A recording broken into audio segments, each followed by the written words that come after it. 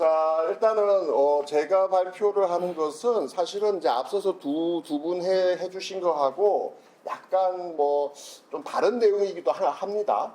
정확하게 내용은 얼마 전에 국회에 통과된 고준위 특별법 이후에 어떻게 싸워야 되는 것이냐, 어떤 문제들이 있는 것이냐 이런 얘기들을 조금 해달라고 말씀을 해주셨고요. 저는 사실은 좀 텍스트로 정리가 되어야 이게 될 내용들이 좀 있어서 그냥 아래 한글로 정리를 좀 했습니다.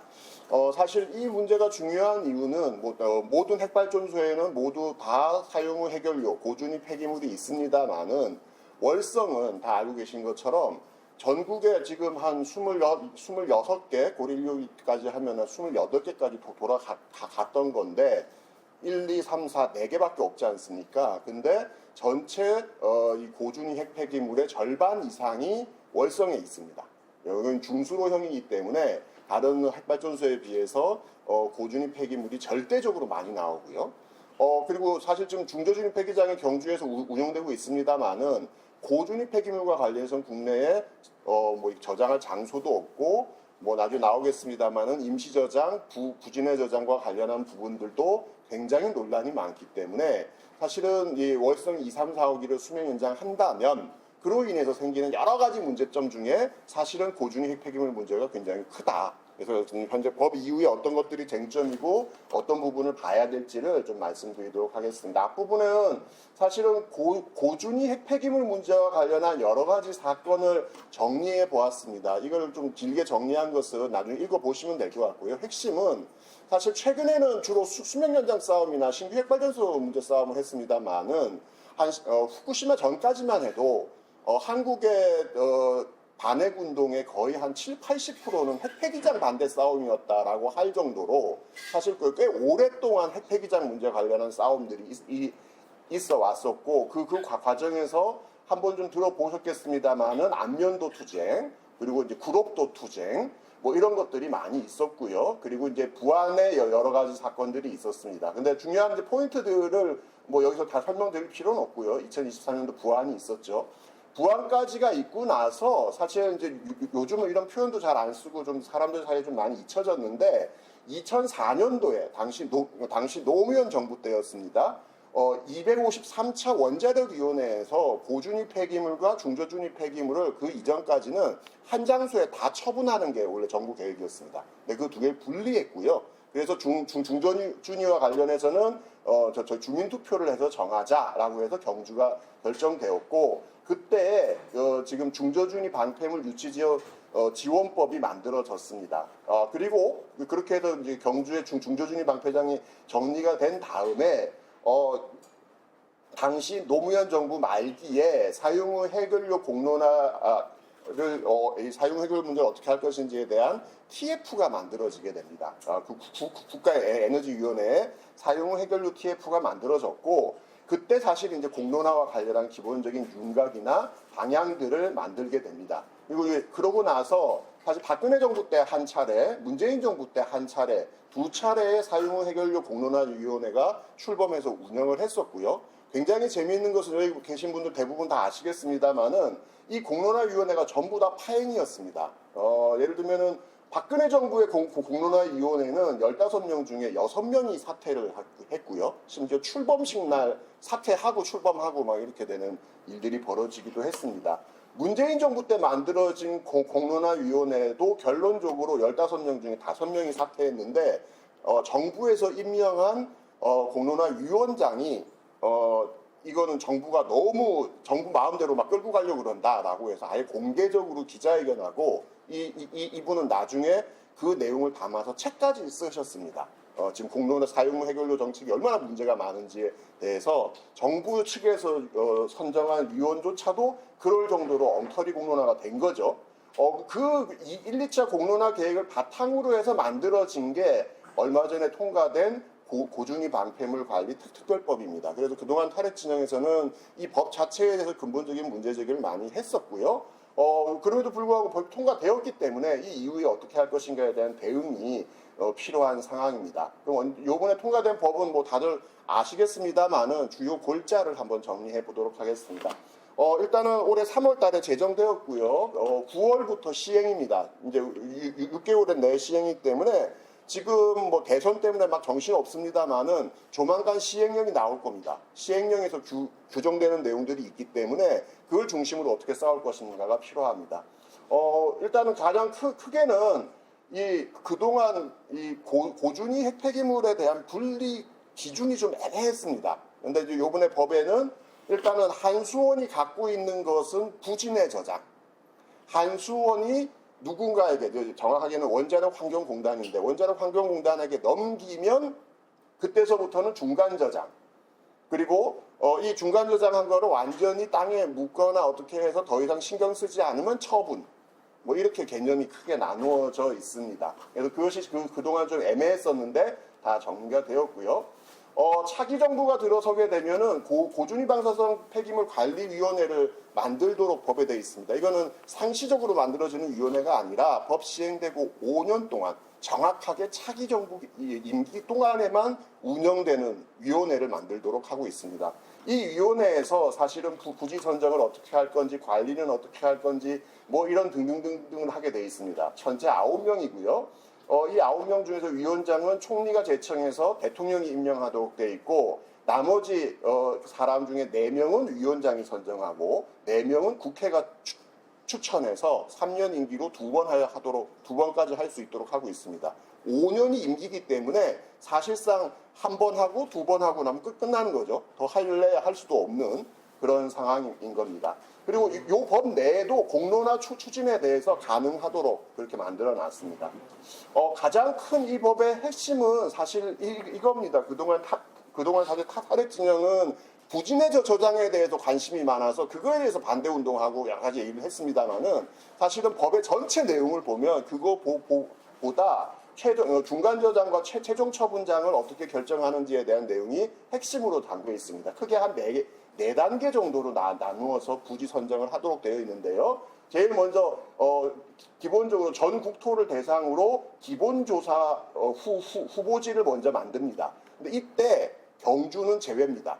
왜냐하면 아까 말씀드렸던 중저준위 폐기물 지원법에 경주가 중저준위 폐기장을 유치했기 때문에 앞으로 사용 후 해결료 관련 시설은 못 들어온다라고 법에 아예 써 있거든요.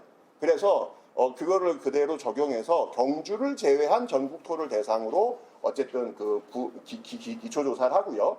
그걸 바탕으로 해서 기초지자체가 지방의회 동의를 받아서 신청을 하면, 그리고 그 지역 말고 인접 지자체장과 협의를 해서 기초조사 대상 부지를 선정합니다. 그걸 바탕으로 심층 조사를 하게 되어 있고요. 심층 조사까지 된 그 결과를 바탕으로 최종적으로 부지 선정을 할 때는 기초 지자체 단위의 주민투표를 거치도록 해서 최종적으로 중간 저장, 최종 처분 장소를 정하도록 그렇게 되어져 있습니다.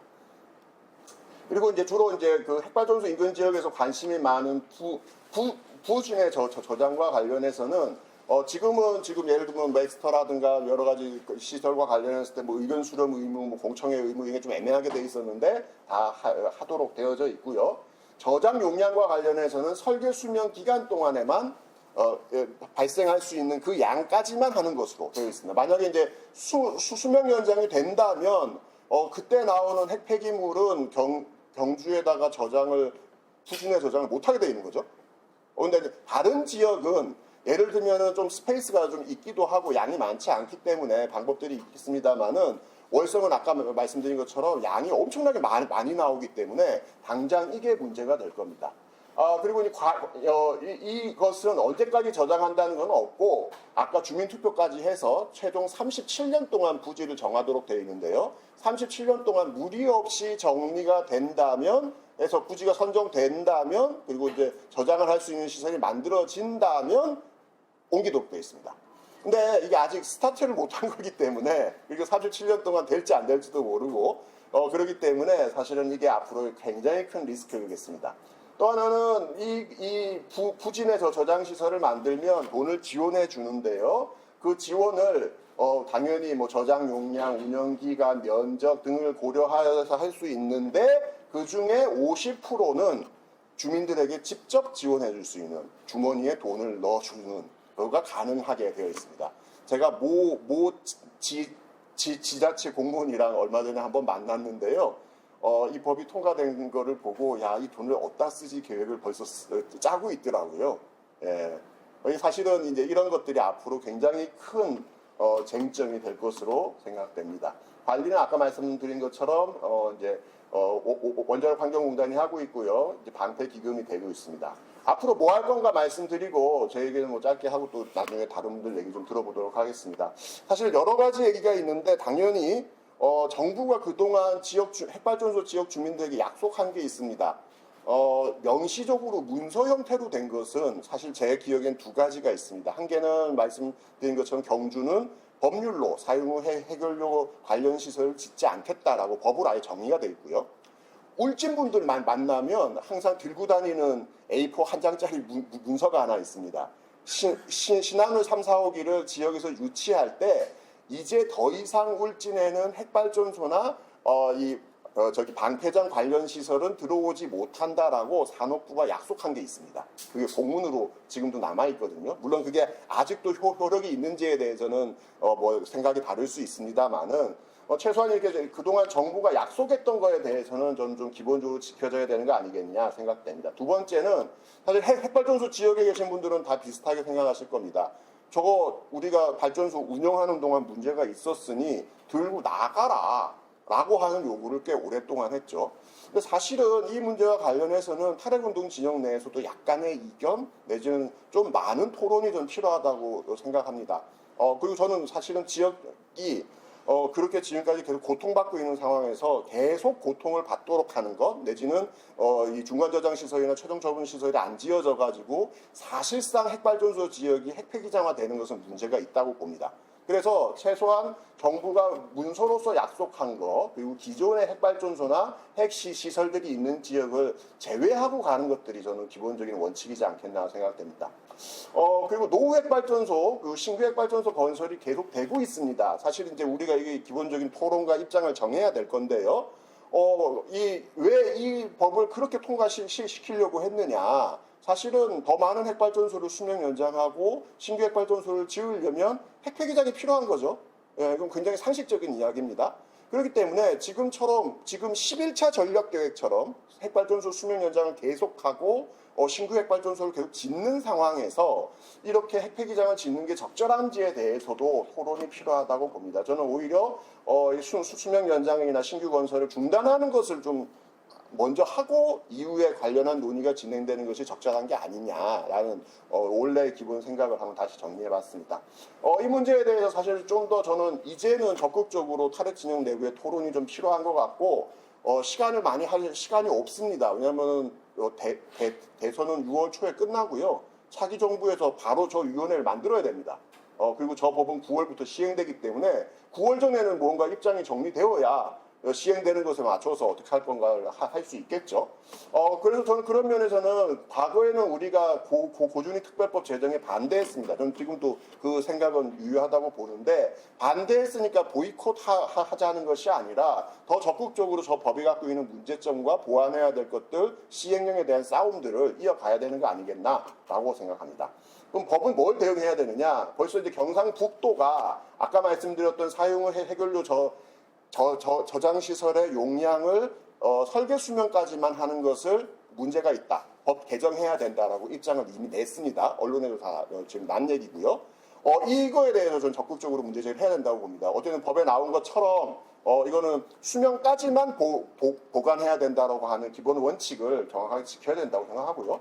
이걸 지키기 위해서라도 그리고 사실 이 법에 제대로 반영 안 된 문제를 하기 위해서라도 예를 들면은 일본 같은 경우에 중간 저장 시설을 지었는데요. 50년 동안만 보관하는 거를 약속하고 거기다 중간 저장 시설을 지었습니다. 50년 뒤에 어떻게 할 거냐? 그건 모르겠고 어쨌든 50년 뒤엔 들고 나가는 걸 전제로 지역 주민들과 합의를 한 거거든요.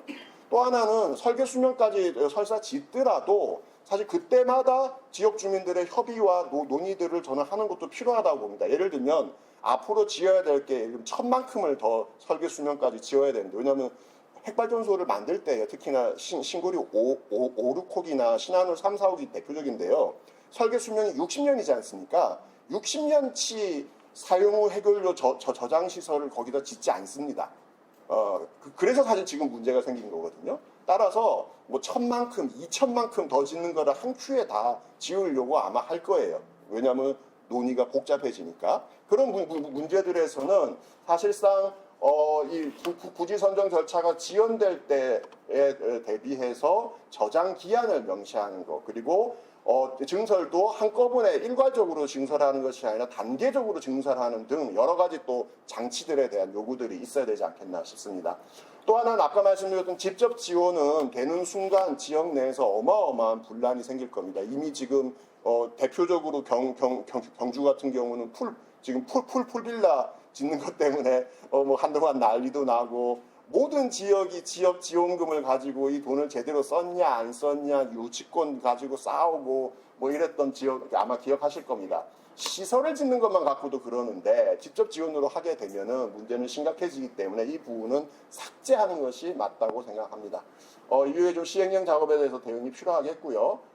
그리고 이제 그 법과 대응과 상관없이 저는 차기 정부가 들어서면은 저 고준위 방패물 관리위원회를 어떻게 구성할 것인지에 대해서 탈핵 진영이 적극적으로 대응해야 된다고 봅니다. 아울러 앞서 말씀드렸던 고준위 특별법에 대한 여러 가지 개정 사항, 그리고 여러 가지 전제들을 차기 정부에 전달하는 것이 필요하겠고요.